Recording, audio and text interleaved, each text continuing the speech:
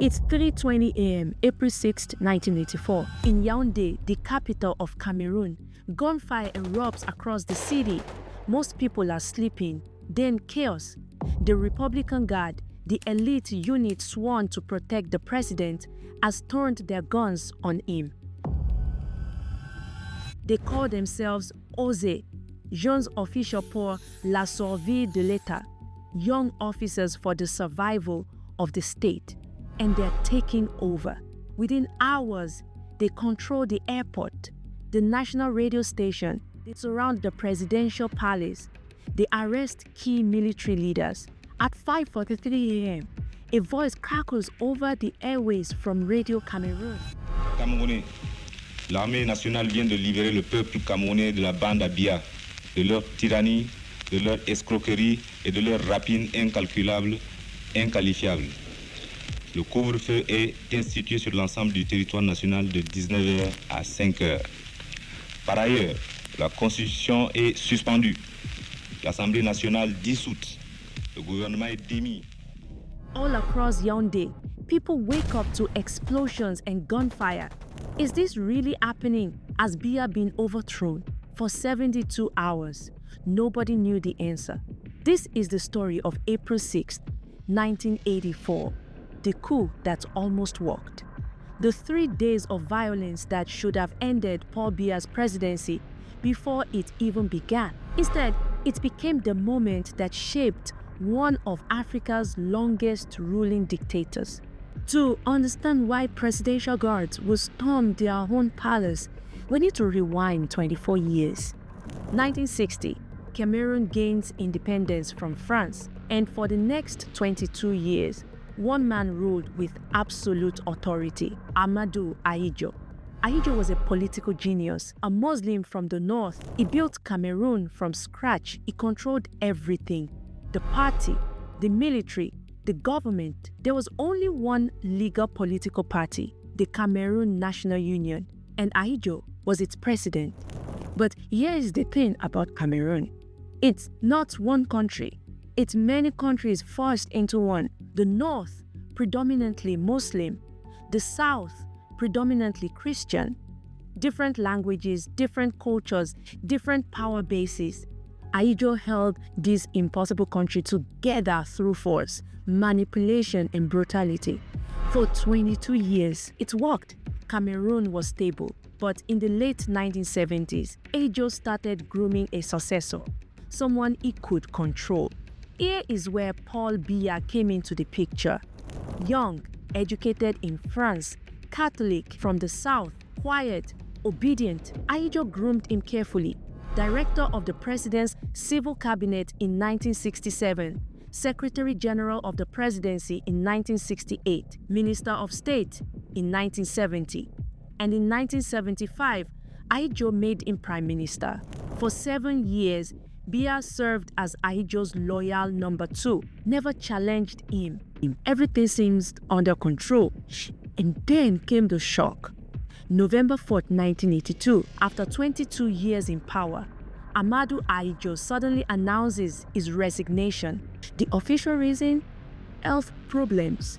But everyone who knew Ahidjo didn't believe it. This was a man who controlled every detail, every decision. He didn't just walk away. Maybe Ahidjo never intended to leave at all.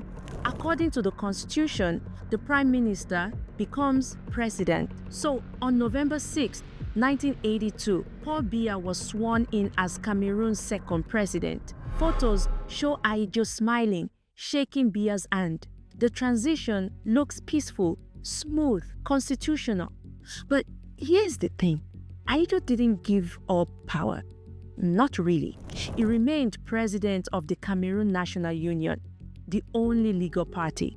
He kept his allies in the military, in the intelligence services, in the ministries. So now Cameroon has 2 power centers: Biya, the constitutional president; Ahidjo, the party president. And only one can truly rule. And remember, Ahidjo from the north, Muslim; Biya was from the south, Christian. This was a powder keg waiting to explode. In 1983, the masks came off.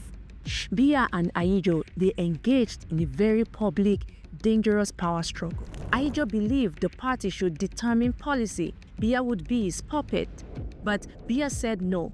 The constitution gave him, the president, the authority to determine policy, not the party. July 1983, Ahidjo leaves Cameroon and goes into exile in France. Officially, it's for medical treatment. But then he starts giving interviews, criticizing Biya's policies, calling him incompetent, paranoid. This was war, August 22nd, 1983. Biya appears on national television with a shocking announcement. He accuses Ahidjo of plotting a coup d'etat. According to Biya, intelligence services discovered a plot to assassinate him during the final of the Cameroon Cup, a major soccer match. A sniper from the presidential guard was supposed to shoot him while everyone was distracted by the game. Who was behind it? Ahidjo. Immediately, Biya fires two of Ahidjo's loyalists, Prime Minister Bello Buba Maigari and Minister of Armed Forces Mekano Abdoulaye. Both were northerners, both gone. From France, Ahidjo fought back, accused Biya of fabricating the coup plot to justify a purge. He said Biya was destroying everything he had built. September 1983, Biya was elected party president. Ahidjo was out. His institutional power was slipping away, but he still has one major asset, the military, the Republican Guard, an elite unit created by Ahidjo, the best trained soldiers in Cameroon. But here's what made them dangerous to Biya. They were recruited primarily from the north, from Ahidjo's ethnic base. These men are loyal to Ahidjo personally. He knew their families. They owned their careers to him. Now they guard a president they don't trust. So the question was, which president did they really serve? January 1984, Biya runs for president. He's the only candidate. Wins 99.98% of the vote. February 1984, Ahidjo is put on trial in absentia, sentenced to death. Biya later commuted to life imprisonment. But think about what just happened. The first president of Cameroon is now a convicted criminal, stripped of his citizenship, a wanted man. The North is furious. Late March 1984, Biya's intelligence services start hearing things, coded communications, unusual meetings among Republican Guard officers, whispers of a plan. The details are vague, but the threat is real. Something is coming. Early April 1984, Biya made a decision that triggers the very catastrophe he's trying to prevent. He orders all Northern Republican Guard members transferred out of Yaoundé. To the officers, it's the final insult, proof that Biya doesn't trust them, that their years of service mean nothing, that they are being purged for their ethnicity and their loyalty to Ahidjo. Some decided they have nothing left to lose. April 5th, 1984, one day before the coup, Biya evacuates his wife and son by helicopter to the coast, then into the forest, Eden. Biya knows something is coming, but even he doesn't know how bad it will be. April 6th, 1984, 3:20 a.m., Republican Guard units move through the capital, led by Colonel Saleh Ibrahim, commander of the Republican Guard. First target, the international airport. Within 30 minutes, it's theirs. The capital is sealed. Second target, Radio Cameroon. They take it without a fight. Third target, key government buildings, military headquarters, police stations, communication centers, and then the main objective, the presidential palace. Inside, there was panic. Biya's chief of staff gets frantic calls. One general, Omar Jama, gets a call asking for his position. He says he's at his office. Minutes later, a tank bombards the building, but Jama had already fled. It suspected a trap. Another senior officer, General Pierre Semenge, is at home when the shooting starts. His house comes under heavy fire. 3 bullets hit him, But instead of surrendering, he gets his family out through an air conditioning vent. Then he squeezes through himself, wounded, bleeding, and disappears into the crowd outside. He begins organizing the resistance. Inside the palace, Biya is in an atomic-proof bunker with supplies for weeks. A handful of loyal guards defend the entrance. They are outnumbered, outgunned. They set their rifles to automatic fire, making it sound like heavy weapons, machine guns, maybe even artillery. It works. The coup plotters think the palace is heavily defended. They hesitate. That hesitation will cost them everything. 5:43 a.m. The coup plotters broadcast their message over Radio Cameroon. Camerounais, l'armée nationale vient de libérer le peuple camerounais de la bande à Biya, de leur tyrannie. Le couvre-feu est institué sur l'ensemble du territoire national de 19h. La constitution est suspendue. Le gouvernement est démis. As the coup succeeded, is Biya dead? Is this the end of his presidency after just 18 months? But here is what they don't know. That broadcast never left Yaoundé. A technician diverted the signal. The rest of Cameroon heard nothing. Loyalist military commanders across the country can organize, mobilize, counterattack. The coup plotters made 3 crucial miscalculations. They assumed the entire military would join the coup once it started. They didn't. They assumed the Air Force would stay neutral. They didn't.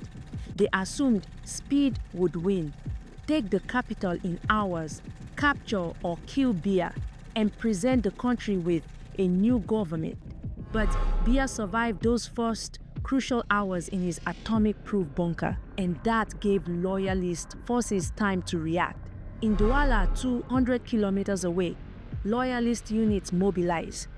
Trucks, armored vehicles, artillery. They start moving toward Yaoundé. General Semengwe, wounded but alive, takes command. For 3 days, Yaoundé transforms into a conflict zone. Street by street, block by block, heavy machine guns, mortars, tanks in the streets, artillery fire in a capital city of over 500,000 people, civilians trapped in their homes, no food, no water, no electricity, the sound of gunfire and explosions 24 hours a day, hospitals overflow, doctors work without electricity as bullets hit the walls. April 7th, late afternoon, Semenge's forces launch the final assault. They retake the airport, the radio station, the ammunition depot. By evening, it's over. Paul Biya emerges from his bunker, exhausted but alive. He appears on television, back under government control now. His voice is firm. Cameroonians, Cameroon has once again passed through a delicate period in its history. Elements of the Republican Guard attempted to seize power by violence. Regular units of our army remained faithful to the institutions and led the fight with method and determination. They achieved complete victory, but smoke still rises over Yaoundé. Bodies still lie in the streets. The victory is complete. But what came next was brutal. Official government death toll, 71 dead. Unofficial estimate, over 1,000 people killed, soldiers, civilians, men, women, and children. More than 1,000 people were arrested, most northerners. At least 35 people were sentenced to death and executed within days. Colonel Ibrahim Saleh, the commander of the Republican Guard, the man supposedly leading the coup, was executed. But here's where it gets complicated. The coup plotters claim Ibrahim Saleh wasn't even part of the planning. They had kept him at his house during the coup because they didn't trust him. They thought he might betray them or switch sides. So, who really led the coup? Ahmadou Ahidjo, still in exile in France, was accused of masterminding the entire plot. He was convicted again in absentia, again sentenced to death. During the coup, a French radio station called him. asked what he thought about what was happening in Yaoundé. And Ahidjo said, "If they are my people, they will succeed." That one sentence gave Biya all the justification he needed, proof in the government's narrative that Ahidjo masterminded the plot. Biya's response was systematic and merciless. The Republican Guard was dissolved entirely. The military restructured from top to bottom. Northerners retired, transferred, or arrested. Southerners were promoted into key positions. He became one of the most powerful men in Cameroon. Many 1984 loyalists are still in positions of power today because Paul Biya learned a crucial lesson that week. Loyalty is everything, and betrayal is never forgotten. The government itself was dissolved. Everyone suspected of Northern sympathies or Ahidjo's loyalty gone. Biya survived the coup and then used it to consolidate absolute power. Photos of Ahidjo disappeared from public buildings. His name was erased from the party anthem. Ahidjo never returned to Cameroon. He died in exile in Senegal in 1989. His body remains there. When asked about bringing home, Biya says it's a family matter. The founding father of Cameroon remains in exile even in death.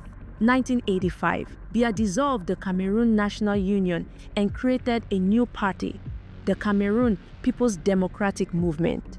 Same structure, same one-party system, just a new name and a new leader in complete control. In the 1988 election, Biya runs as the only candidate. He won. 1992 multi-party elections. Biya wins with 39.9%. No runoff required. Biya wins again. The pattern was set. Elections every few years. Always won by Biya. Always tainted by fraud accusations. When the Constitution imposed term limits in 1996, Biya removed them in 2008. Paul Biya could now be president for life. But there's another version of this story, a more complicated one, and it comes from a man named Gerandi Mbara. You see, Captain Gerandi Mbara was a young officer who was one of the coup plotters. When it failed, he escaped to Burkina Faso. His best friend from military school, Blaise Compaoré, had just helped Thomas Sankara take power.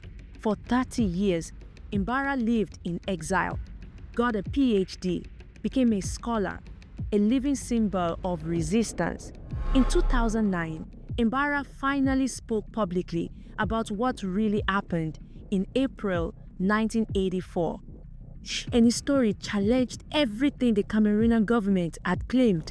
According to Mbara, the coup wasn't about bringing Ahidjo back to power. The real plotters were young revolutionaries, left-leaning, meeting in secret cells since 1975, long before Ahidjo Biya split. They wanted to completely reshape Cameroon, fight corruption. Were many of them from North? Yes, because the Republican Guard recruited Northerners. But Mbara insisted this wasn't about ethnicity, and it definitely wasn't about restoring Ahidjo. The senior officers, like Colonel Ibrahim Saleh, weren't even part of the planning. The young revolutionaries kept them at their homes during the coup because they didn't trust them.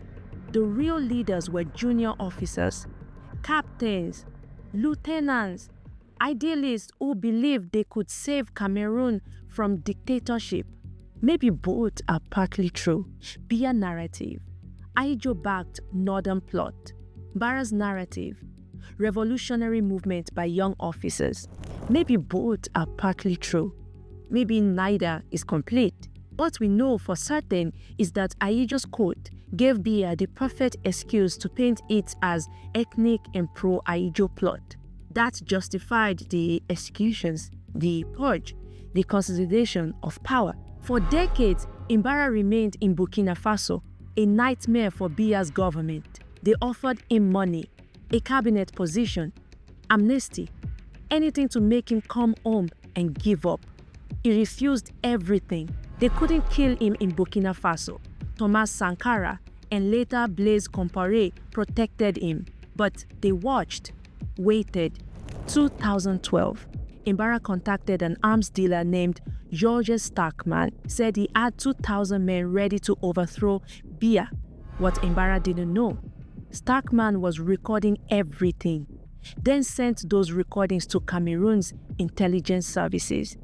They decided to eliminate him. January 25, 2013, Mbara boarded a private plane in Bongori. He thought he was flying to Russia to meet an arms supplier.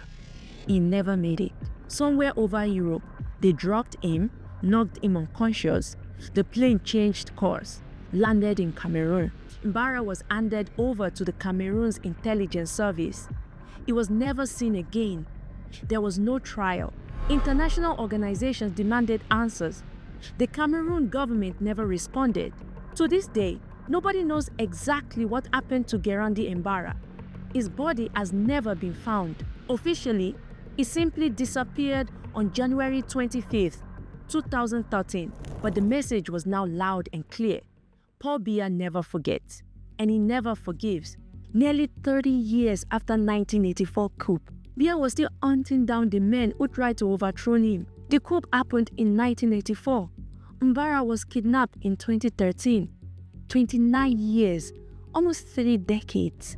Today, Paul Biya is 92 years old. He's been president for 42 years.